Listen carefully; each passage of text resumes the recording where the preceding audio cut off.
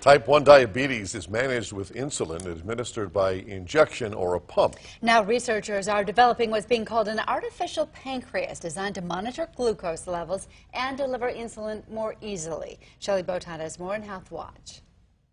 More than 1 million Americans have type 1 diabetes, a condition where the pancreas stops making insulin. But now scientists are working on an artificial pancreas.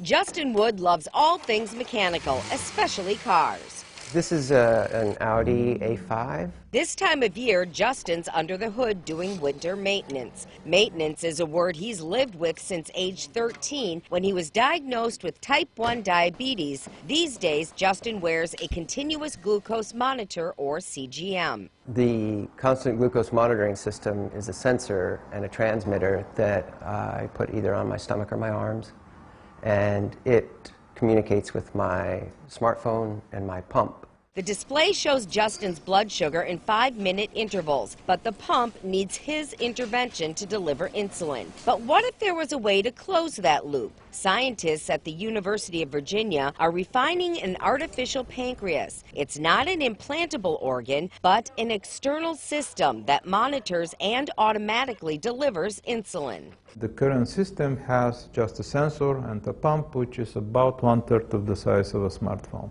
Rather than just having two separate devices, let's just say, that they really work together, that there's a connection. The UVA researchers developed the brains, or the algorithm, that drives the system, which they say will improve blood sugar control and make the condition easier to manage. The idea of an artificial pancreas just takes one of those responsibility weights off of your head, off of your shoulders. For Justin, that means less stress and more time with his son Lucas and greyhound Augie.